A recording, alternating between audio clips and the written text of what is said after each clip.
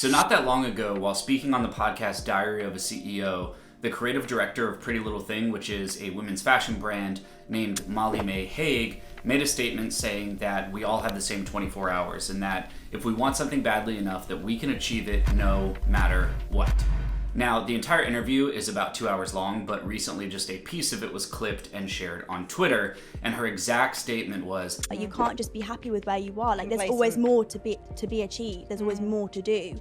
Some people agree with it, some people don't. I always say we all have the same 24 hours in a day. Like, it's down to you what you do with them. And I feel like I always use mine to the best of my ability. I always try and do. So we all have the same 24 hours in a day. Is that true? The claim is essentially that if you and I start our morning at the exact same time, that we both have the same capability to accomplish the exact same amount. Let's explore two different scenarios. I want you to imagine two different individuals. Person A, someone who's just trying to keep their head above water with minimal opportunity, maybe earns a below average income and lives in a small town. Person B, someone who has the same goals and dreams, but for whom money has never really been an issue. They live in a large city and have a perfect 800 credit score. Now, there are tens of thousands of quotes posted all over the internet and social media telling you that these two people have the same capabilities, and that if you don't have what the other one has, that you're simply just not working hard enough, you're not committed enough, you don't believe in yourself, you're not making necessary sacrifices, you've got to hustle harder, basically. That's what everybody tells you. And the basic sentiment is that hard work alone can level the playing field between these two people. However, reality is much more complex than that. Sure, the most wealthy and powerful people are bound by the same laws of time that you and I are. Yes, there are 24 hours in a day. Now, I wouldn't consider myself part of that elite club, but I am fairly young. I've made a few $1,000,000. I started on the back foot when I was much younger, and I've built myself up from very little. These days, I have housekeepers, employees, virtual assistants, and plenty of automations and things like that that run my life for me. Because of these things, I'm able to earn money in my sleep. I travel and I fly for free. I work maybe 1 to 3 hours a day, if at all sometimes. I save money by using technology, and I make money by using technology. Now, this video isn't about me, but successful people in general have teams of employees. They have chefs, trainers, nannies, assistants, drivers, managers, and so on, right? Ultimately freeing up a lot more of their 24 hours, which can then be spent on achieving their career goals or pursuing hobbies or whatever else they want to do. Employees also accomplish what the individual normally would. So let's say you have 3 employees that work an 8-hour day. You now almost have a 48-hour day in some sense because your employees are accomplishing what you would have also had to do in any given day or even a week. So in many ways, I could argue that these people have more than 24 hours. First, let's consider a mother of 5, where we could argue that she actually has less than 24 hours. Her children absorb the majority of her day, and she may have less than an hour of her entire day to actually contribute to her own wants and needs and goals. And yet, even with that truth in mind, work hard and you'll succeed mantra still persists. And it's like, dude, these people are working hard, right? It's not hard work that provides the solution to this problem. So, being curious about this topic, I put out a poll on my Threads account. If you're not on Threads yet, be sure to follow me. You can look up my name there and find me. But I conducted a poll with my Threads followers, and the split was 70-30. So the majority, the 70%, feel that we do not have the same 24 hours. So let's assume that you're watching this video and you are working hard but still feel like you just don't have enough time. Many people who claim that they don't have enough time are facing a prioritization problem. They lack effective planning skills and they struggle with procrastination, leading to a cycle of constantly being overwhelmed. You may not rank tasks in order of importance or decide on what's most important in your life, which explains why you feel like there aren't enough hours in the day sometimes. Maybe you just suffer due to a lack of planning or a lack of clear direction. A lack of time to plan can make it difficult to know what to even focus on to begin with. Not reaching a goal because of the fear of failure can be completely crippling. It's really an insecurity that can hold you back throughout most of your life if you don't come up with a solution to fix the problem. Nobody wants to fail, and a fear of failure often stems from a need for perfectionism, something that I've struggled with greatly over the past couple years, and I've spent a lot of time overcoming that problem. So you can have hope that there is a solution in mind and there is a way to get over what's been holding you back if it's something that you struggle with. Good things take time and progress slowly. As Abraham Lincoln said, walk slowly, but never backwards. So as long as you're moving forward, right? Progress isn't always linear. It's about small beginnings and consistent effort over time.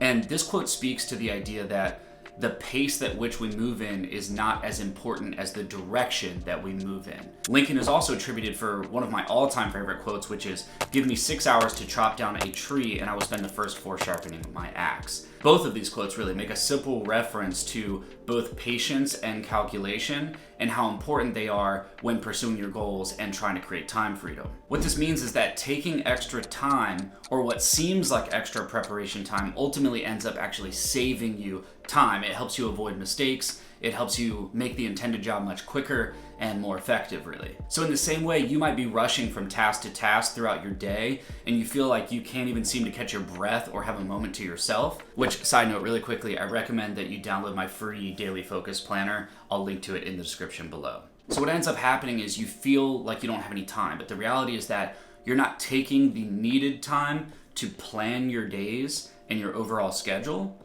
So you're not reflecting on your past days, your past weeks, your past months, and you're not adjusting based on what is working for you.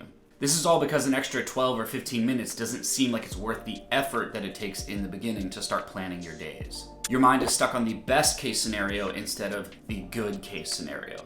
The best case scenario is you've created an extra 2 or 3 hours in your day to prioritize yourself and your goals and your peace. The good case scenario is you've created an extra 15 minutes in your day, which in the beginning doesn't seem like much. It doesn't seem like it moves the needle or really does that much for you. But what you might be failing to realize is that those 15 minutes in the beginning is the time that you will use to eventually create the extra 2 or 3 hours in your day that you ultimately need. All big things come from small beginnings. So you plant a small seed today, and in a few months, you have a large, healthy garden. This is why at first, we're only focused on freeing up just an extra 15 minutes in your day.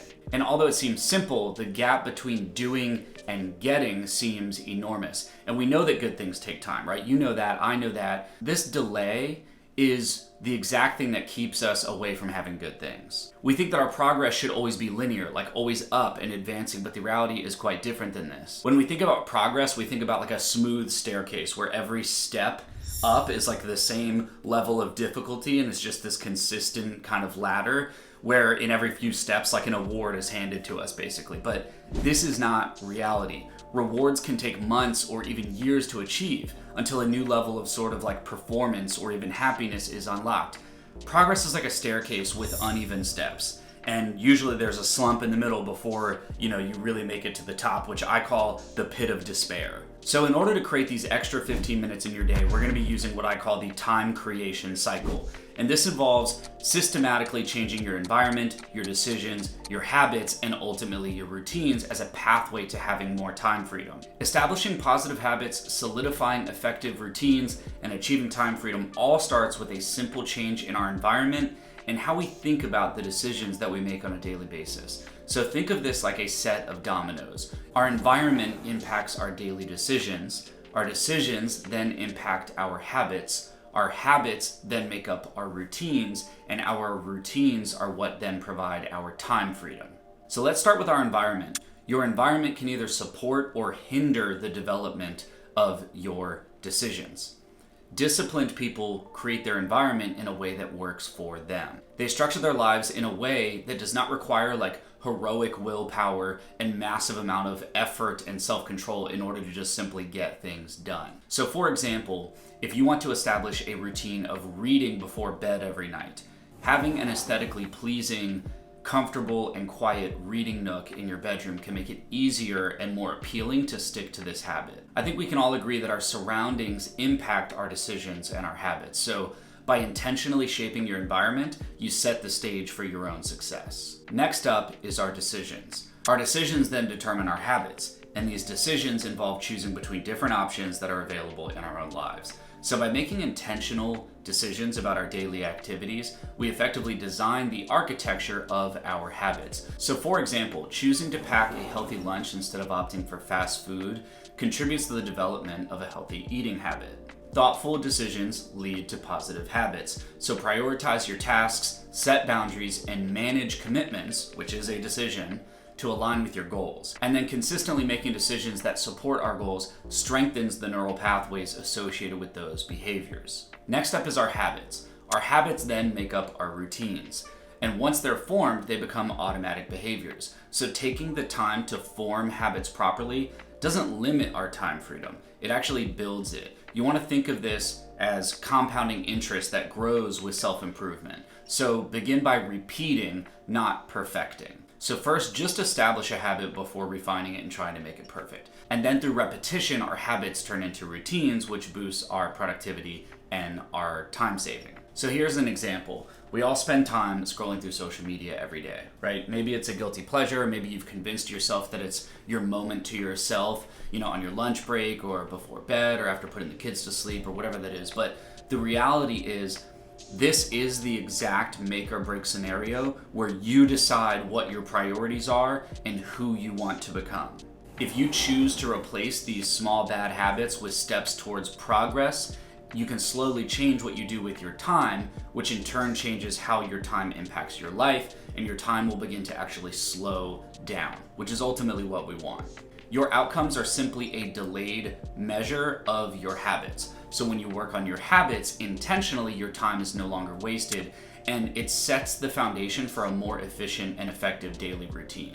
Speaking of routines, this is the last domino. So our routines create our time freedom. Achieving time freedom requires effective routines and time management. So deciding how you use your time shapes your daily routines. So make mindful choices to create efficient and purposeful routines, which is going to enhance your time freedom. So a set routine streamlines your day, it cuts down on procrastination, and it helps you finish tasks easier and faster. This helps you save time. And saving time is basically creating time that you never had before. So by improving these 4 areas, your life events will change and improve. Time will slow down, and most importantly, you will become a more consistent person. Well, my light died, or my big light died, and I'm not gonna let that stop me from finishing this video, so we're gonna continue like this. So if you're interested in joining the waitlist for my Notion life management system, it is the exact thing that's going to help you manage your environment, your decisions, your habits, and your routines. So if you are interested in something like that, you can join the waitlist for that using the link in the description below. Now, as a bonus tip, here's an actionable thing that you can do that I think you'll find helpful, because I know that change can be difficult, right? Changing your environment, changing your decisions, changing your habits, changing your routines, this can all seem like a lot, and it is a lot. So I want to tell you about something that I learned from James Clear in the book Atomic Habits, and it's called the 2-minute rule. And so I'll also link that book in the description for you below. Now, the 2-minute rule is that essentially whenever you start a new habit, you should be able to come up with a 2-minute version of that habit. So here's a few examples. Going on a walk can be reduced to just filling up your water bottle and putting your sneakers on. Reading every morning can be turned into reading just 1 page. 30 minutes of yoga can simply be turned into getting out your yoga mat. So in this sense, your decisions turn into quick 2-minute actions, which are your habits, which then build and they become your skill sets. Many decisions make up a few habits, and then many habits make up a few skills. And this is the ultimate form of motivation, because when a habit becomes part of your identity, you no longer need to think about it. And you're then always creating forward momentum without having to try so hard. So think back to the beginning of this video and the examples of the 2 people I gave you, right? You're almost taking one and over time, slowly, consistently becoming the other one. So you have to let go of the identity of person A. An old identity can sabotage your plans for changing your behavior.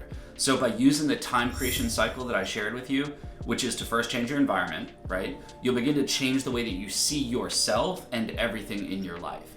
It's one thing to say, I'm the type of person who wants something.